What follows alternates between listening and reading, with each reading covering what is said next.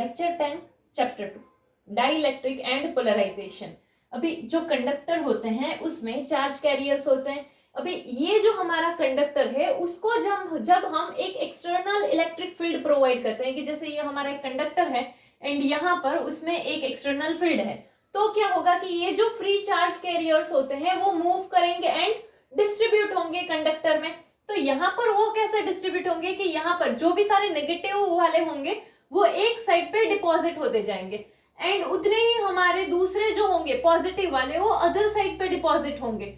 तो यहाँ पर क्या होगा कि नेगेटिव सारे यहाँ पर आ गए, पॉजिटिव सारे यहाँ पर आ गए। अभी हमें पता है कि जब ऐसे चार्जेस होंगे तो इसकी वजह से क्या होगा तो कि एक इलेक्ट्रिक फील्ड बनेगा।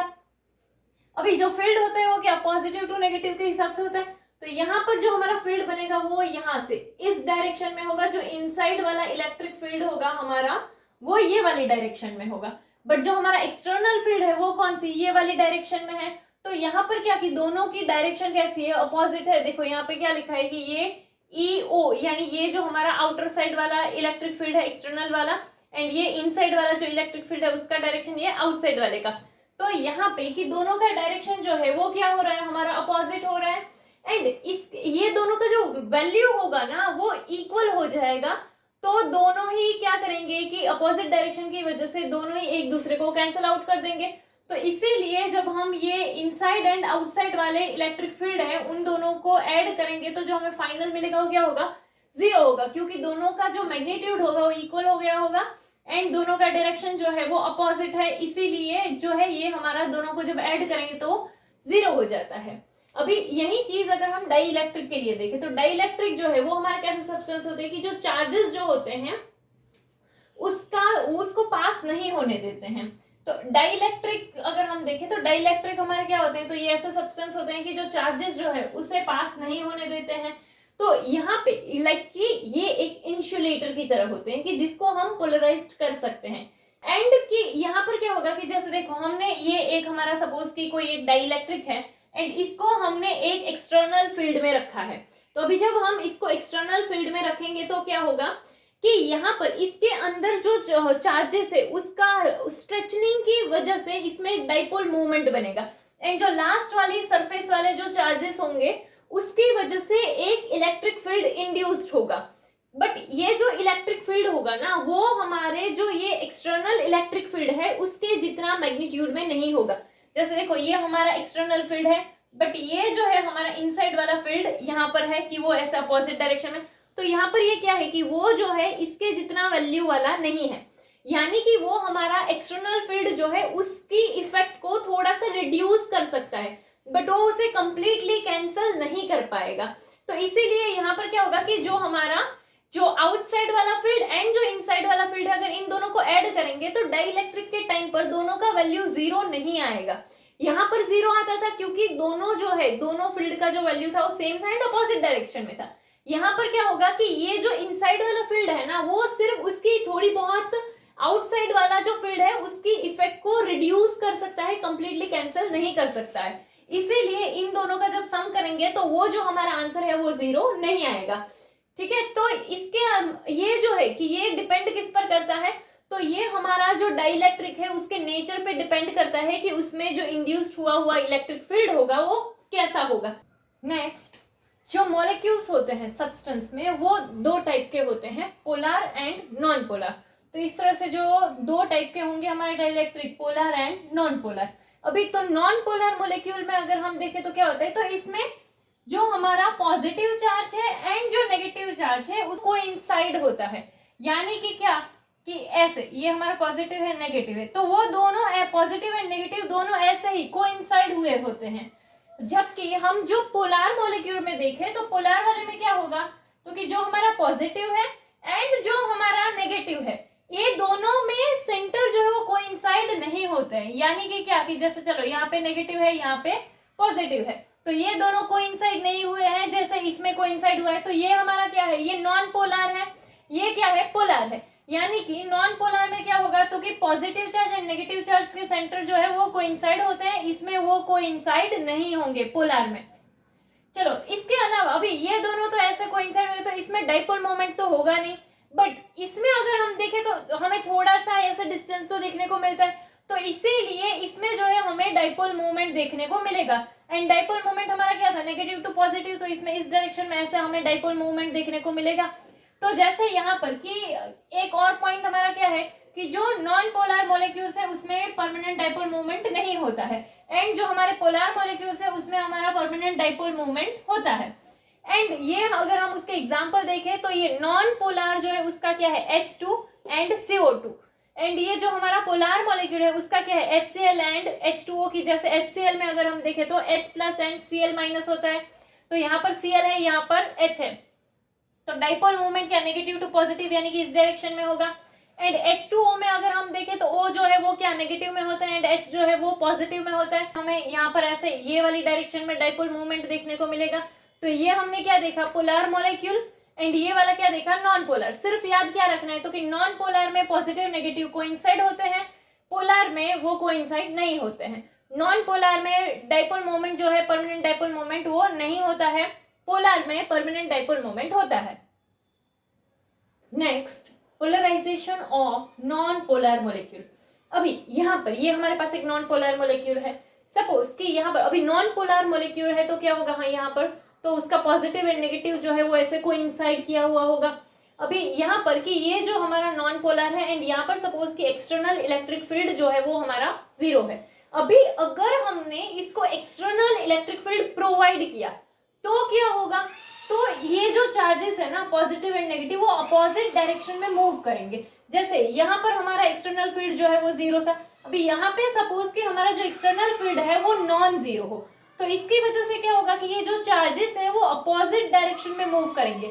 अभी अगर ये हमारा एक्सटर्नल फील्ड है उसका डायरेक्शन अगर ये हुआ तो क्या होगा कि यहाँ पे पॉजिटिव होगा एंड यहाँ पे नेगेटिव होगा, तो उस हिसाब से यहाँ पे नेगेटिव वाले यहाँ पे आ जाएंगे, ये पॉजिटिव होगा। तो यहाँ पे ये जो है सब में हमें ऐसे कि ये जो पॉजिटिव एंड नेगेटिव जो है वो ऐसे डिस्प्लेस होते हुए दिखाई देंगे। अभी ये जो हमारा ये डिस्प्लेसमेंट है वो स्टॉप हो जाएगा जब एक्सटर्नल फील्ड जो है वो रिस्टोरिंग फोर्स से बैलेंस हो जाएगा। तो अभी यहाँ पे कि ये जब यहाँ पे नेगेटिव एंड पॉजिटिव आ गया, यहाँ पे भी नेगेटिव एंड पॉजिटिव आ गया, तो उसके बीच में अभी ये कोइंसाइड नहीं है, तो डिस्टेंस है इसके बीच में, इसीलिए इसमें क्या होगा कि ऐसा डाइपोल मोमेंट बनेगा। तो ये डाइपोल मोमेंट हमारा क्या होता है, नेगेटिव टू पॉजिटिव, तो इस डायरेक्शन में होगा। इसके लिए भी अगर ऐसे दिखे तो डाइपोल मोमेंट इस डायरेक्शन में होगा। चलो, तो इस तरह से हमारा डाइपोल मोमेंट जो है वो बनेगा। तो यहाँ पर मेन पॉइंट क्या है कि एक्सटर्नल इलेक्ट्रिक फील्ड जब होगा तो पॉजिटिव एंड नेगेटिव चार्जेस जो होंगे हमारे नॉन पोलर मॉलिक्यूल के वो डिस्प्लेस होंगे अपोजिट डायरेक्शंस में, एंड रिस्टोरिंग फोर्स जो है वो बैलेंस करेगा हमारे इलेक्ट्रिक फील्ड को। एंड फिर कि हमारे जो नॉन पोलर मॉलिक्यूल्स जो है इसमें क्या होगा कि उसका डाइपोल मूवमेंट जो है वो डेवलप होगा। उसके बाद हमारा है लीनियर आइसोट्रोपिक डाइइलेक्ट्रिक्स। अभी लीनियर आइसोट्रोपिक डाइइलेक्ट्रिक हम किसको बोलते हैं, तो उसके लिए दो ही हमारे पास जो है अजम्पशन है। अगर ये दोनों अजम्पशन ट्रू होती है तो हम उसको क्या बोलते हैं, लीनियर आइसोट्रोपिक डाइइलेक्ट्रिक्स। अभी वो अजम्पशंस कौन से, तो फर्स्ट वन ये है कि जो हमारा एक्सटर्नल इलेक्ट्रिक फील्ड होगा वो एंड जो हमारा इंड्यूस डाइपोल मोमेंट है दोनों का डायरेक्शन सेम होगा। यानी कि क्या कि ये डाइपोल मोमेंट देखो हमारा ये डायरेक्शन में एंड हमारा फील्ड भी क्या इसी डायरेक्शन में, तो दोनों सेम डायरेक्शन में है। तो एक अजम्पशन ये है कि external electric field and induce dipole moment जो है इन दोनों का डायरेक्शन सेम होगा। एंड सेकेंडली कि जो हमारा ये डाइपोल मोमेंट जो है वो फील्ड स्ट्रेंथ के डायरेक्टली प्रोपोर्शनल होगा। अगर ये दोनों चीजें ट्रू होती है तो हम क्या बोल सकते हैं कि वो हमारा क्या है, लीनियर आइसोट्रोपिक डाइइलेक्ट्रिक। अभी जो हमारे पास इंड्यूस्ड डाइपोल मोमेंट है तो ये डिफरेंट मॉलिक्यूल्स जो है उनका जो हमारा इंड्यूस्ड डाइपोल मोमेंट है उन सबको अगर हम ऐड करते हैं तो हमें नेट डाइपोल मोमेंट मिलता है कि जो कि हमारा डाइइलेक्ट्रिक का होगा, कोई भी एक्सटर्नल इलेक्ट्रिक फील्ड प्रेजेंट हो उस टाइम पे। Next, polarization of polar molecules. अभी इससे पहले हमने देखा वो क्या था, polarization of non polar molecules. अभी यहाँ पे अगर हम देखें तो क्या है, पोलराइजेशन ऑफ पोलर मॉलिक्यूल्स। तो यहाँ पे कि जैसे ये हमारे पास पोलर मॉलिक्यूल्स है बट यहाँ पर कोई भी एक्सटर्नल फील्ड नहीं है, तो एक्सटर्नल फील्ड का वैल्यू क्या है, 0। बट यहाँ पे सपोज कि हमारा एक्सटर्नल फील्ड प्रेजेंट है, इसीलिए यहाँ पर क्या एक्सटर्नल फील्ड का जो वैल्यू है वो हमारा नॉन जीरो यानी कि नॉट इक्वल टू 0 है। तो जब हमारा एक्सटर्नल फील्ड 0 है उस टाइम पे अगर हम देखें तो जो परमानेंट डाइपोल मूवमेंट है पोलर मॉलिक्यूल्स की वो क्या हो जाएगी, हमारी 0 हो जाएगी। एंड इसका रीजन क्या होगा, तो कि ये जो है ये हमारे डिफरेंट डायरेक्शन में होंगे, तो इन सबका जो डाइपोल मोमेंट होगा उससे हमें कोई भी रिजल्टेंट डाइपोल मोमेंट जो है वो नहीं मिलेगा, एंड इसीलिए इसका टोटल डाइपोल मोमेंट जो होगा वो 0 होगा। बट जब हम इसको ऐसे कोई एक्सटर्नल फील्ड प्रोवाइड करते हैं तो वो क्या होगा कि वो ऐसे सारे जो है डाइपोल मोमेंट जो है वो ऐसे एक वे में आ जाएंगे, एंड कि जो डाइपोल मोमेंट है वो हमारे इलेक्ट्रिक फील्ड के पैरेलल में आने की कोशिश करेंगे, उसके डायरेक्शन में यू कैन से आने की कोशिश करेंगे। तो यहाँ पर कि जब हम एक्सटर्नल फील्ड प्रोवाइड करते हैं तो जो डाइपोल मोमेंट है वो इलेक्ट्रिक फील्ड जो है उसके सेम डायरेक्शन में आती है, एंड इसी वजह से जब हम इन सबको टोटल करेंगे तो हमें रिजल्टेंट नेट डाइपोल मोमेंट जो है वो मिलता है। तो इसका मतलब क्या हुआ कि हम क्या बोल सकते हैं कि ये एक्सटर्नल फील्ड की वजह से हमें ये जो नेट डाइपोल मोमेंट मिल रही है सबको ऐड करने से, यानी कि जो हमारा डाइइलेक्ट्रिक है वो पोलराइज्ड हो चुका है। तो अभी ये डाइइलेक्ट्रिक का पोलराइजेशन जो है वो किस पर डिपेंड करता है, तो डाइइलेक्ट्रिक का जो पोलराइजेशन है वो मेनली दो अपोजिट फैक्टर्स है कि जिनकी रिलेटिव स्ट्रेंथ पे डिपेंड करता है। अभी ये दो अपोजिट फैक्टर्स कौन से हैं अगर वो हम देखें तो एक तो क्या, तो कि हमारा जो डाइपोल पोटेंशियल एनर्जी होता है एक्सटर्नल फील्ड में, एक तो वो ठीक है कि अभी ये एक्सटर्नल फील्ड में जो हमारा डाइपोल पोटेंशियल एनर्जी है कि जो कि हमारे डाइपोल जो है उसको सेम अलाइनमेंट में लाने की कोशिश करता है हमारे फील्ड के, वहीं पर जो दूसरा होता है वो होता है थर्मल एनर्जी। अभी थर्मल एनर्जी क्या करता है, तो वो ये अलाइनमेंट को डिस्टर्ब करने की कोशिश करता है। तो ये जो दोनों फैक्टर्स हैं इन दोनों की रिलेटिव स्ट्रेंथ पर डिपेंड करता है हमारा पोलराइजेशन। तो यहाँ पर अगर हम देखें तो इसमें जो है ज्यादा इंपॉर्टेंट चीज जो पोलर मॉलिक्यूल्स है उसमें मेनली अलाइनमेंट इफेक्ट जो है वो इंपॉर्टेंट होती है। ये हमने पोलराइजेशन देखा है पोलर मॉलिक्यूल्स के लिए, एंड इसके पहले में देखा था नॉन पोलर मॉलिक्यूल्स के।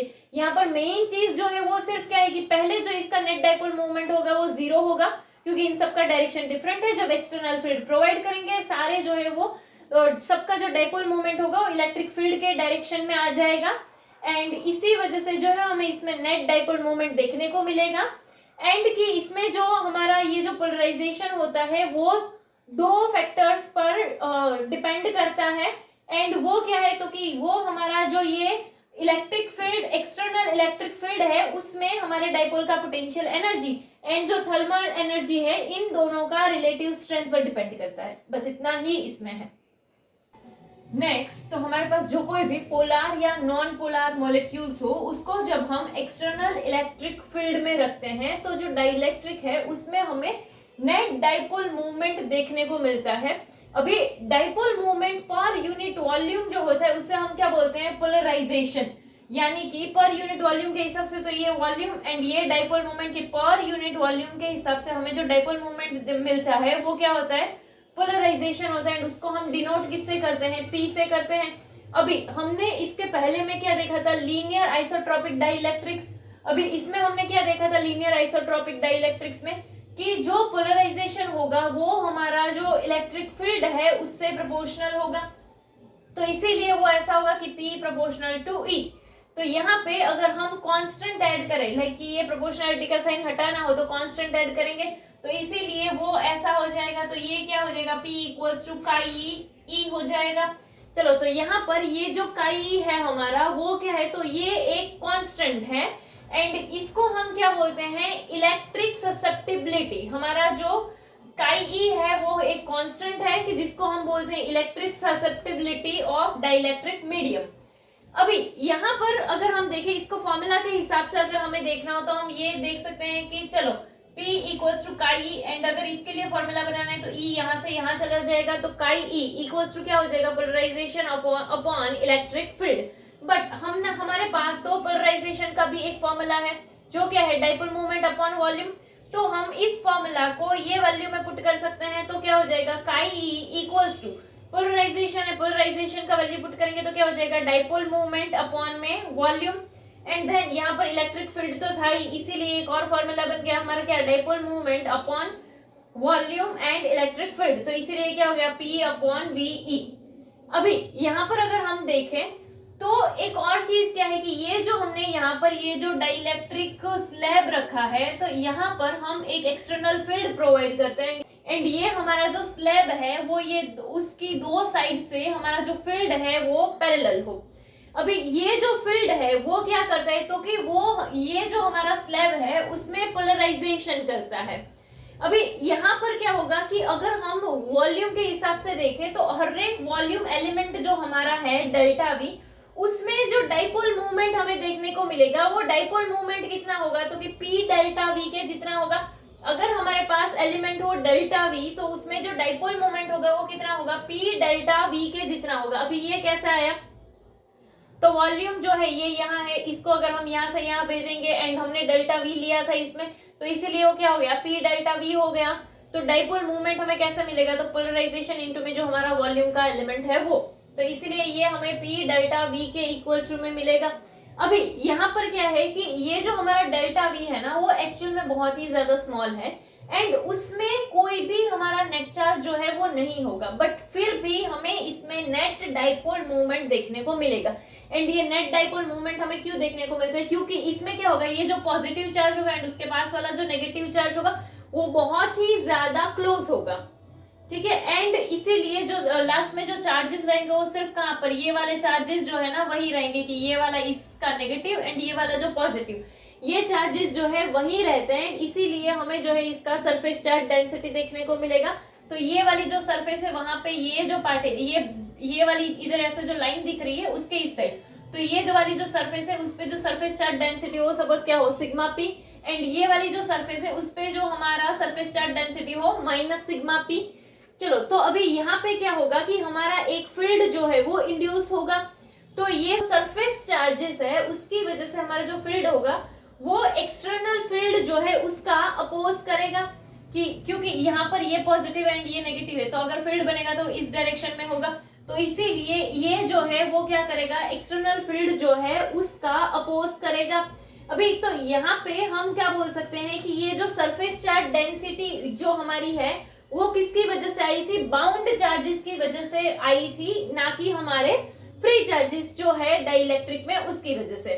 तो यहाँ पर ये क्या कि वो हमारा जो एक्सटर्नल फील्ड है उसको थोड़ा बहुत रिड्यूस करता है।